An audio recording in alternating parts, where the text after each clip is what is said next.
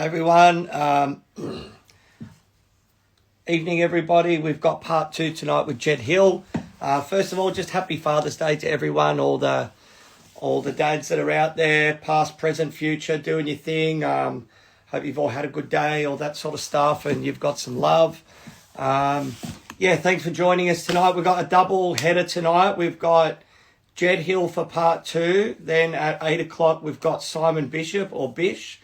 From 8 till 9, and then at about probably 9:15, we're going to roll the four of us again, me, Bish, Jed, and Tony Cohen again, and just talk shit. I think Tony's going to dust off his guitars tonight as well. So yeah, I'm going to bring Jed into the room, and yeah, thanks again everyone. Ask any questions, that sort of thing, and enjoy it. It'll be fun, as proved to be last night. Sorry Jed, I'm just doing all my technical crap again. I just got to get my fat fingers quicker. All right, here we go. So on down south tonight, mate. How you doing? Oh, hello. Oh, mate, what's going on? Oh, not much. Had a pretty quiet sort of day. Nice. You get your favourite meal cooked?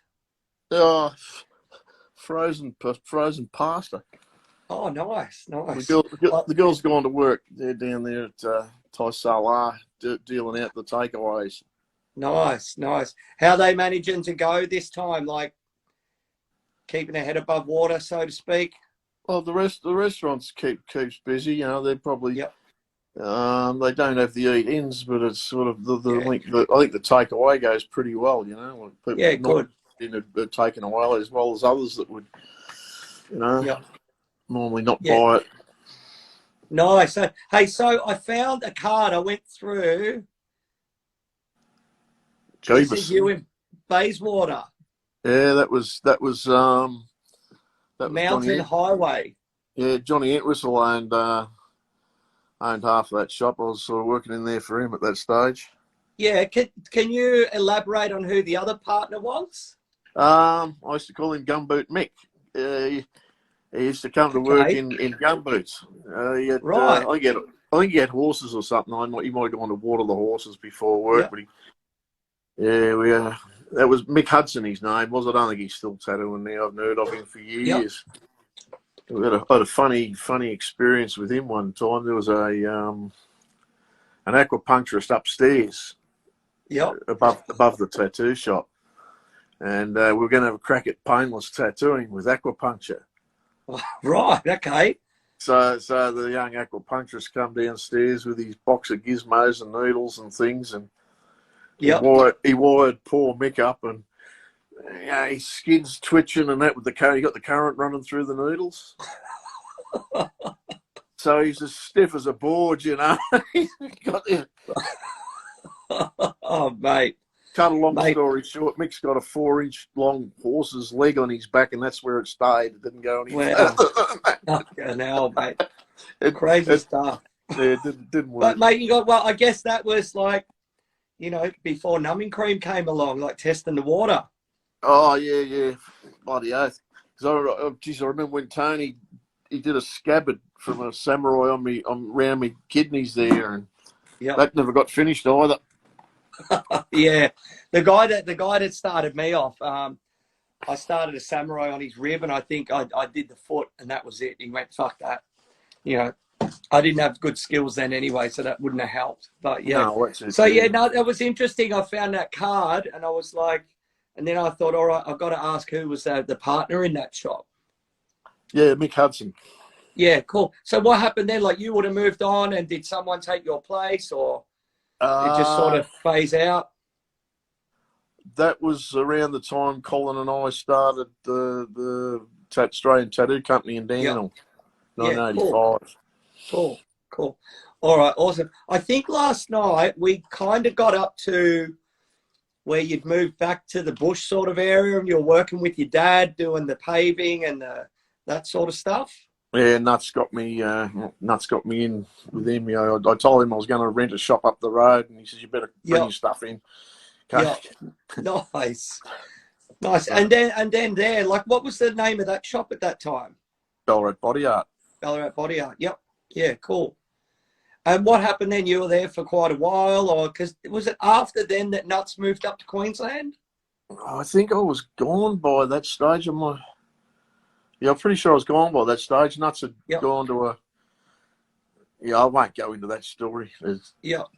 Yeah, no, he went to Queensland and never came back. Yeah. And, well, we did come back eventually, but yeah, anyway. Yeah. He's 2 more wives down the track since then. Yeah. Yeah. Legal ramifications. Yeah. Yeah, cool. I don't know if Jacko's on board. Are you on board, Jacko? I don't know if you were watching. He was going to try and get on me legal team. Yeah. No. Well, mate, he'll be there in the background. So what happened then after Ballarat Body Up? Where did you move on to after that shop? Well, Danny needed a hand in Melbourne. His father wanted a hand in St Kilda, so I went down there. Yep. Yeah, and cool. So I was down there for a little bit, and that's when Colin Creed come on the scene. Yep. And I ended up out at Beaufort Christmas of '90, I think it was. Yep. Yeah, had some mates up in Beaufort, and one of them had a cottage, and the other one says, "Well, you better come up and move in. The power and telephone's on in your name. You better move in." Nice. Okay. Here we go. So yeah, I'd become a single parent at that stage, and then a shop down the other side of the highway on the same street became available, and I saw the local. He wasn't a mayor. What was he? I don't know what they call him. Same as a mayor. Yep. He was the local doctor also. I saw him crossing the street, and I was going, "Hey, such and such." He says, "Yeah." He says, well, "I know what you're going to ask me. It's all right. Go straight ahead. They can't stop you." Nice. And then, lo and behold, a month or so after opening, he was in there getting tattooed. Nice. Because even back then in the 90s, like, you know, there was a lot of opposition from people opening up tattoo shops in their towns or their suburbs. I think you're gonna ruin all the kids. Yeah, well, I didn't get any opposition at all. It was only a tiny little town, Beaufort. Yep. But I didn't get any opposition from anyone, or no flack personally from anyone. Yep. There was a little bit of rumbling went on behind the scenes, but we nipped that in the bud pretty quick. Yeah, cool. Hey, we just got a question here from Psycho Pete, which I'm pretty sure it's Pete Morris. Yes. Yeah, Pete Morris. He's like, "Hey, Jed, have you got any Fletch or Jeff Wilson stories?" Oh, trust Fletcher, you betcha.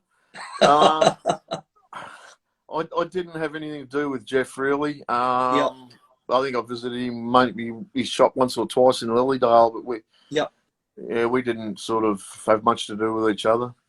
Yeah. And didn't Fletch have a shop in St Kilda too? Yeah, he did. He had the one Images opposite Luna Park. Right. Okay. That's the one we were talking about last night, actually. And the drag queens used to work outside the front door on a Friday night. It was nice. Oh yeah, a bit of entertainment. Yeah, mate, that would have been a pretty wild time. I'd say more so than Highline, up back a bit out of the heart of darkness, so to speak. Well, this was much earlier than Highline. Yeah. I think it was probably 84-ish. I think I was there. Yeah. Wow. I'm in round about the time Bayswater. Yep. I'm not sure what order it went in. Yeah. So what was St Kilda like then? Obviously pretty wild. It had tamed a little bit, but it was still, like as I said, the drag queens were working on the corner of a Friday night. Yeah. And the girls were all working up the hill, up the street, up the other end of Carlisle Street and that. Yeah. The Vice Squad had their headquarters basically across the road underground. That was supposed to be a secret, but everyone seemed to know about it. There was, what's his name? There was a notorious Melbourne gangster. He was coming in getting tattooed. I didn't know who he was at the time. Oh, Dennis Allen? Yeah, you nailed it. Yeah. I love the bib and brace overalls. Yeah, well, he was getting a 38 tattooed on his stomach. Fletcher was tattooing a 38 on his stomach there, and he had gold chains, and around that time, all the bikers and would-be gangsters and that, they were all wearing silver, but this bloke had gold on, you know. Yeah. And he was a hell of a nice bloke, you know. Yep. Really nice, you know. He's well-mannered, polite in the shop and that. Yeah. And I ran into him at the Broadford Hells Angels concert there one time. Yep. He carted me off to go and have a chuff with him and his son, you know, and had a smoke with them, and off they went on their way. Well, my next encounter was watching telly one night, and he's getting wheeled into court in a wheelchair, and I've gone, you know, really? Yeah. Yep. Yeah, you just never know, do you? Yep. Yeah, because I think Bev tattooed him quite a bit as well down Flinders Street. Yeah, I can't attest to that. Yeah. No idea. Yeah, crazy. Yeah, because he was like dripping in gold like Mr. T before Mr. T was around. Yep. You know, so.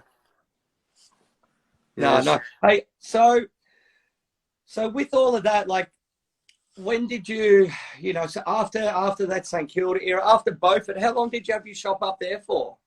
Oh, almost 10 years, 8 years, I think. Yep. Yeah, and nice. then I ended up in Sydney again for a short stint. Yep. That must have been 1999, 98, I think. Yep. Yeah, it would have 97, 98. And I Yep. came back and I took over a shop in Eaglehawk. Okay, yep. In Bendigo, and I was there for 12 months. Yep. And I came home after I sold that and working on the roof, the ceiling in one of the rooms of the cottage I'd bought. And I fell off and smashed my elbow. So I had 12 months off work where I was sort of floating backwards and forwards to Sydney and down to Geelong and just here and there. Yep. Till eventually I had to go back to work proper, and I opened up the shop in Little Bridge Street here in Ballarat. Yeah, cool. Which was 2000. Yeah, right. Because that ran for a long period of time, didn't it? Yeah, it was 16 years. Yeah, nice. 16, and I know, who were some of the people that worked with you through there? Because I know Reedy worked with there for a period of time. Oh yeah, Reedy come blowing in and out occasionally, and as he does or did, you know. Yeah. And his son Caleb, and we had my good mate from Oregon, Jade Brunko. He was there a couple of times for visits, and there was another Yank come over, and another Canadian, a few others that didn't end well, a couple of them. Yeah, nice. And obviously that time, like, you know, I dare say the music really kicked into gear for you as well. Yeah, that was in the early 2000s that the music sort of took over a bit. Yeah. Had a bit of fun with that. Yeah, never great at it, but had a lot of fun doing it, you know. Yep. And a few people had a few laughs and that, you know, so it was good. Yeah, nice. We played at one of the conventions in Melbourne one year. We couldn't please everyone. Yeah. Play something we can dance to. I don't know anything you can dance to. What? Can't you dance to Smoke on the Water? It was all more rock blues and stuff, you know. So, they wasn't familiar with the music, any of them. So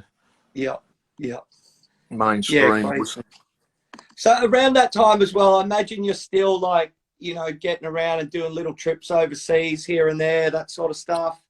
Yeah, I went over to Jade's with my mate Bastard. He took me over to Oregon, and we spent some time up there. He was wanting to buy an F100, so we were travelling up. We ended up driving up to Seattle in a convertible BMW and went to the convention up there. And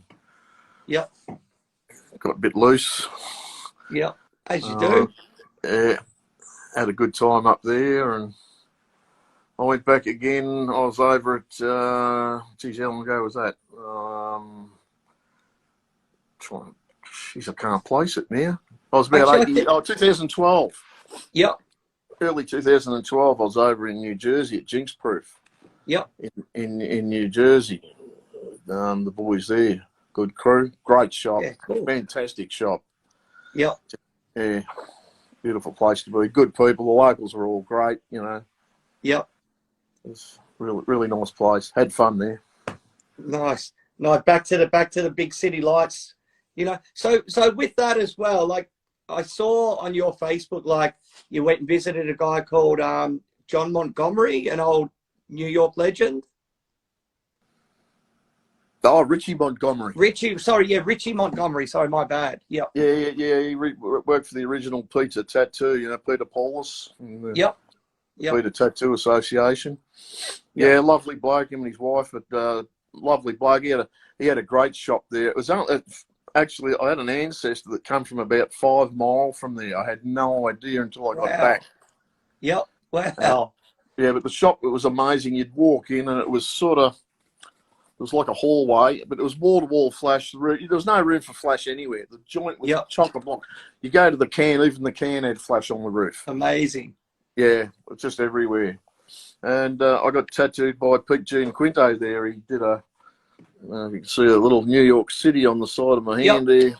Yeah, cool. He was an absolute funny bloke to listen to. I loved his accent. It just had me enthralled listening to him. But unfortunately, he passed away not long after I came home. It was really disappointing. But I got an original sheet of his flash at the shop. Yeah, really man. Nice. So I sort of treasure that. Yeah. Did you meet any other old New York legends on that trip with that crew? Jeez, I'm putting it on you. Yeah, there's Stevie Wells. That's where I first met Stevie when he was at the R&D before they opened Grandview. Yep. Stevie around tonight? He might be later on. I messaged him last night, and like with you as well when we're chatting. He's up for coming on maybe next week or something, or the week after. Oh, okay. We'll just work out with him like a time frame, and then we can do like a 3-way and get you to pretty much interview him. But like you said, he'll probably interview himself. Yeah, pretty much. Yeah, well, there was like Richie Fye and Dave Mowers. They own R&D in Queens and New York. I went there, and that was a bit of an experience. And I went to other places too, and I just couldn't keep up with where I was or where they were taking me half the time. Yeah. I was actually over there to buy some cars. I bought a Cadillac and an Alta. A blank. Something. The same as the thing that Kennedy was killed in anyway. Oh, Lincoln. A Lincoln. Yeah, 66 Lincoln convertible. Nice. I think I've still got that somewhere. Yeah. Driving the Cadillac around, that was my daily driver. Yeah, nice. Hurricane Sandy came through while I was there and took out the ports in Jersey, so that screwed me up for shipping them straight away back to Australia. And long story short, they had to get carted across to California and across country and then shipped from there, and ended up costing me a lot of money and big mistake. Didn't do my homework. Hey, would that your fondness for Cadillacs? Oh, here we go. Mickey B, mate. There you go. Just send me through your bank account details later. Yeah, all right, no worries. If anyone wants to make me any offers before you get me, if anyone wants to make any offers before you get my bank details, they can contact me, DM me real quick. Yeah, and you know, you'll have plenty of opportunity like throughout this, not just this, but Bish's one to drive the price up, and then we'll get back on with Tony at about 9. Is that where young Hamish Hamilton got the liking of Cadillacs from, through some of your influence? Oh, look, don't blame me for anything Hamish does, for God's sake, please. Hamish is his own entity. Yeah. But I see you've done some cool stuff with him over the years, like recently, like doing either some collab tattooing or flash day or stuff with him. Yeah, we had a bit of fun occasionally. He called me this afternoon. He should be on tonight. Maybe he's usually, maybe he isn't. You there, Hamish? Hello. Yeah. Anyone home? No, there's 35 of them out there at the moment, so I don't know if he's there or not. Yeah, yeah, yeah. No. Trace and Kathy and. So how you finding it? Like, you know, with the younger generation, obviously you and Hamish get on quite well. Yeah, well, you know, we have our moments, but yeah, he's all right. Yeah, bit of a character.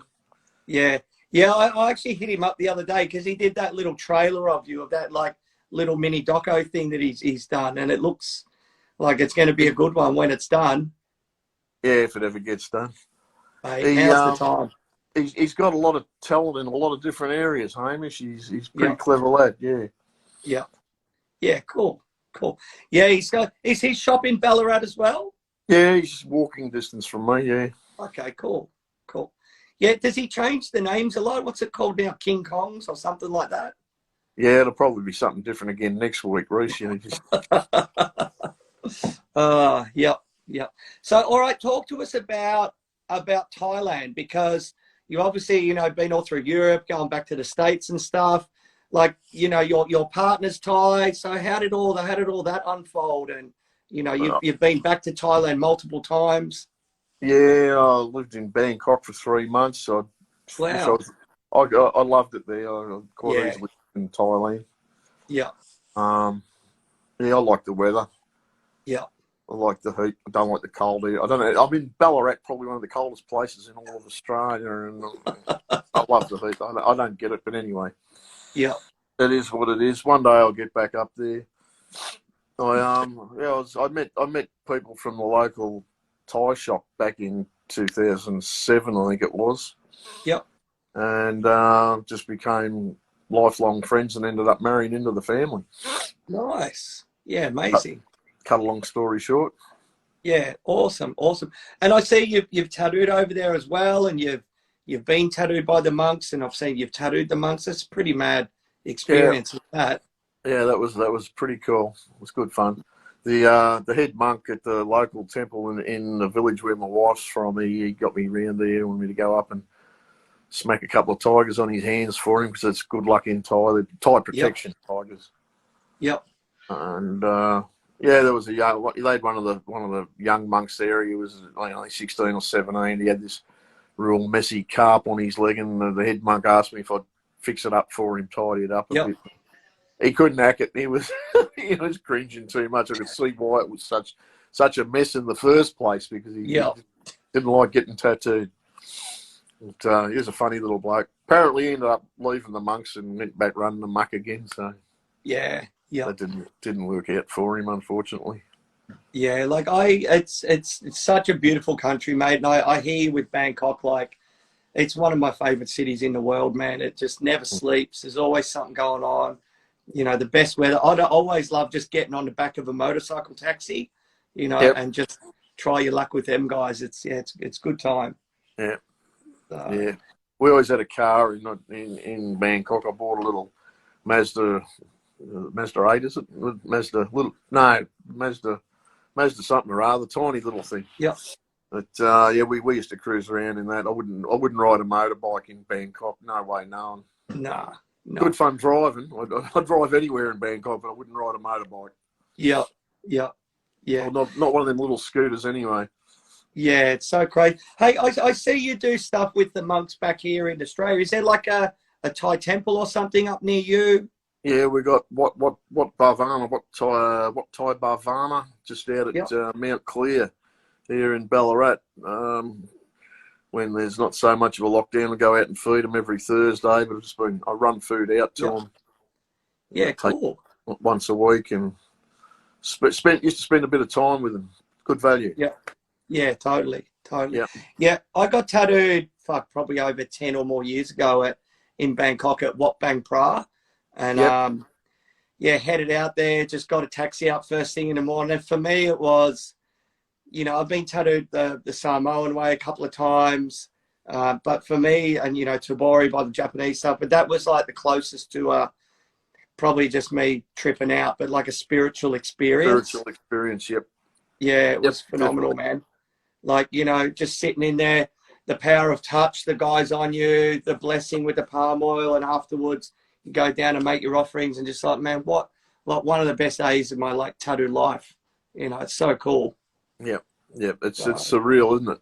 Yeah, yeah, yeah, Yeah, I can yeah, remember being on top of a mountain in Thailand called the Buddha's Footprints, down near Gosamui, yep, Suratani. yep. And oh man, it was amazing. It looks like a big footprint being put into the solid rock there. You know, it's Right. about a metre long and probably a metre and a half deep. Yep. You know, and you got the mountains and the trees and the mist going across. Just looks like a typical painting, you know, like that you'd Yep. expect from Thailand. Just so emotional up there. Yeah. Yeah, really it's a great place, mate. It's so cool. So I imagine, like, mate, Thais love their music as well, and I imagine you would have been dragged up on stage from time to time over there to bust out some tunes. Oh, mate, there's a microphone with no one in front of it. I'm there. Amazing. Amazing. So we got a few questions here. Eddie, that I think works or used to work with Shorty, he said, you played with a tattooist I got tattooed by, Gary Stevenson. Sorry, I missed that one. I was reading the message. Oh, sorry. A guy, Eddie Tattoo 13, he said, you played with a tattooist I got tattooed by, Gary Stevenson. Yep, Gary, yeah. Yeah, Gary's over at Kilmore. Okay, yep. Yeah, he's a real character. He used to work down at Geelong with Dwayne at Inkspot. Yep. In Rory Street down there, yeah. Yeah, cool. Cool. Really good drummer. He's actually played with some big names too, Gary. Oh, nice. But yeah, he did a gig with the Debonair Deviants one night. Yep. Is that the name of your band? It was. Back in the day. Yep. Yeah. Nice. Hey, tell us about, like, I remember you told me a story. Well, Tony's not on here now, but we can get his version later on. And when you were somewhere at the Esplanade seeing Rose Tattoo and you got dragged into the green room and maybe Tony didn't. Tony wouldn't remember. He was... Tony was a real mess. Yeah, we were at the Rose Tattoo show and I was following Tony around and trying to keep him out of trouble. Yeah, right. Yeah. And was that the rum again? Yeah, on the rum. And we're in an upstairs men's toilet, and the slats had gone out of the window there, and there was young kids climbing up the stink pipe, you know, to the second floor, like, and climbing through the window, getting for nothing. Right. Tony's gone and seen this. And he's gone running straight at the window, and this bloke's eyes just bugged, and he just let go and just fell to story. Like, I hope he landed on his mates down the bottom, break the fall. But there was another bloke ended up coming up too after that. But and then Tony was off again, so I don't know. And then they had the green room. They locked Tony out of the green room. They for some reason, I think they possibly had experience of him in there before, but yeah, I was in there, but I got bored and left. Yeah. Good times, mate. Good times. Hey, I've got a few things that I want to touch base on you with about, you know, what we touched on last night. Like Danny Galvin or Devo, like, he's someone that, you know, I've tried to find info on. Like, I know enough, but there's not much magazine coverage on him or anything like that. He seems to be a bit of, you know, an enigma in the publicised stuff. But he was around for tattooing for a long time. And he ran mainline tattoo. He started me, really. He gave me the start. Yep. I was working with him in Albury, as I was saying last night, and then I bought a couple of these machines off him, and he went his way and I went mine. And then later on down the track, he had mainline. He opened up in Mentone down there. It was actually a shop I'd looked at. I had little kids at the time, and it was a 2-story place, so it wasn't really, just wasn't practical. So he ended up renting it and setting it up. I ended up down there, and oh Jesus Christ, he pull his Harley down in the front of it and everything there. That lots of goings on there. More stories that my legal counsel would probably prevent me from talking about at the moment. No doubt why I've not seen much in print about him. Did he have something to do with the TAV or one of those early associations? He had his, I think he had the shits with the TAAV and started the P2AA. Right. That's where the Okay. PTA Yep. place started, I think, and then it fired up in Sydney after that too. Yep. Okay. Cool. Cool. Mm. So I imagine back around then, like, you know, no association. It's just generally like word of mouth. Were there sorts of gatherings or conventions going on then, or would it just be parties at people's shops or houses where you'd all get together? No, there wasn't really a lot of getting together in those Yeah. days. I think it was when Tony came to Melbourne, and Yep. that was the start of the TAA, or just after the start of the TAAV, and Tony organised the first tattoo ball. It was down there. He thought it was a Right. PTAA, but it was a TAAV. Yep. And yeah, he organised that, and I remember him and Danny both won the best tattoo for female and male, you know, and respectively brilliant. Just Yep. cut above Yep. everybody else. Just, you know, Yep. brilliant stuff. Set the bar, you know, for everyone to Yeah. aspire to. Yeah. Totally. Totally. Yeah. Great. Hey, also, I wanted to ask you about, because I saw a photo of you with Steve Paul, who Yeah. worked with Des Connolly, I believe, towards the end of Des's time. Is that correct? I don't know if he worked with him, but he used to hang out with him a bit. Yeah. Right. Yep. Steve's son's got a shop in Mildura now. I think Steve's been retired for quite a while. But yeah, Yep. Steve and Barry Lamont used to have a shop, Oak Park, I think it was called, near Glenroy. Yep. I think Barry could still be down there somewhere. He might even Right. still be in the same shop for all I know. Actually, someone told me they bumped into Barry in Thailand a couple of years ago. Oh, right. So yeah, an old mate of mine from Melbourne. So yeah, but Steve Paul, you make really nice machines, and mate, an amazing tattooer as well. Yeah, he used to put out some flash too. He put out a couple of Yep, sets of flash. that's right. Yep. Yeah, a lot of people got a fair bit of value out of those too, I reckon, over the years. Yeah, totally, Yeah, totally. yeah, it was classy stuff. It wasn't coloured, but he did put out a coloured set, I think, later on. Yep. The first couple were just like shaded Line stuff. drawings. Yeah. Yeah. Yep. Yeah. Nice. Fine line sort of stuff. Yeah. Cool. So take us through, like, what happened when you after 16 years in Ballarat? Is that when you transitioned into the private studio? What you're doing now? Yeah, well, actually, there was a bloke at a shop over the other side of Ballarat. He offered me a job. Yep. So I got a place to work, and no sooner had I been there, and I got a phone call from someone else that says, I've been running a private studio, but and I had no idea it was there. It was only a block from my old shop, and I had no idea they were there. Yep. We're leaving it. You're welcome to it if you want it. Oh, nice. So yeah, I've been there since then, about 2016. Yeah, cool. Yeah. What was the move to that? Like, just had enough of running a shop and dealing with all the bullshit? That was part of it. Yeah. Just, yeah. Yeah, you just run out of steam sometimes. Bit of a change. Yeah. Needed a change. Yeah, won't go further into it than that, you know. Yeah, nice. Like So who's with you now? Because in that private studio, you've got Travelling Joe does a bit with you. Yeah, Joe's down there. He goes down and does his own thing. We don't cross paths very often, you know. He's just does his own thing. We just share the space, you know. Yeah, cool. And what's the majority of work you're doing now on all, like, because I imagine you've got, you know, a big client base, and you've got people you've been tattooing for forever. You're probably tattooing their kids and their kids now.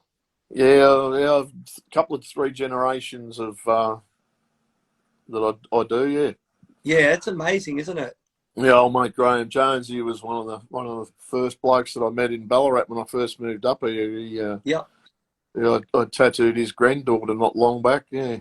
Yep. Yeah, cool. What are your, like, favourite styles you like doing these days? I know you're versatile, you can do it all, but have you got any favourite stuff you like to do more than, say, tribal? Well, it's probably easier to say what I don't like is that dot work. I can't stand that dot work. It does my head in. Yep. I don't know what that's going to look like in time to come. Yeah. Stuff with no outlines and that gets right up my nose. Yep. But anything else, I don't mind doing. I'll have a crack at anything really. If not a lot of Pinterest stuff though. Yep. Like I want one of these. It's not. Yep. They don't even get into the studio, because all bookings I generally take off social media. So, yep. Or the odd one or two that find my phone number. Yep. Yeah, nice. Hey, just also as well, you've got is it the Pharaoh's horses on your stomach? Yeah, I have. Yeah, who did that for you? Oh, some person from Canada. Okay, there you go. Yeah, cool. So, yeah, nice. Can you tell us a little bit, anything about, I'm not sure if I asked this last night, but about Gary Davis back in the day before he went up to Queensland? Oh, shit, Gary Davis. I'd never had anything really to do with him. I met him, I don't know if I met him in Brisbane or down here one time. He might have come in. Yep. I think he came into the shop with some flash, not at one stage. Yep. But I only knew of him. I went into his shop when I was 16 or 17 when he was in St Kilda. Yep. Right. And there was a couple other tattooists in Melbourne, twin brothers. Yep. I know of them. Yeah, apparently they went down there with the hammers and did a number on him. Yeah. But yeah, that was. I'd only sort of had my head in the shop and had a quick look. I didn't really even get in there and have a real look at the shop. But. And then ended up in Queensland because I think he had one of the first shops on the Gold Coast up there along that, after that period of time. Well, is that right? I met an old guy who had cobwebs from him and spider webs that he had done. Cobwebs on the elbows and hinges on the inside, and he got them when he was 14. So when he grew older into a man, the center of the cobweb was here. That dropped a bit. And the top of the hinge was in the middle of the joint. I was like, and once he showed it, follows I did on Sheila's tits back in the mate. Yeah, well, that doesn't happen so much anymore. That was the whole era, wasn't it? Where female would get tattoos, and I remember getting told you can't tattoo a girl on the arm or you're going to get the sack, but everywhere else is fair game. Yeah, there was. I can't really remember about it now, really. But I remember the girls mainly used to get them in the spots where they weren't visible, because it wasn't the done thing to girl to have a tattoo. Yeah, totally. Unless they were working girls and that, then they'd some of them would have all sorts of stuff on them in different places. Yeah, crazy. Hey, later on tonight, if you're keen for it to jump back on, you reckon you'll be able to bust out some tunes? Oh, mate, I don't know. Mate, we'll see. See if Tony dusts off his guitars. Well, if Tony does something off, I'll have a crack. I'll have a bit of a mood. Nice.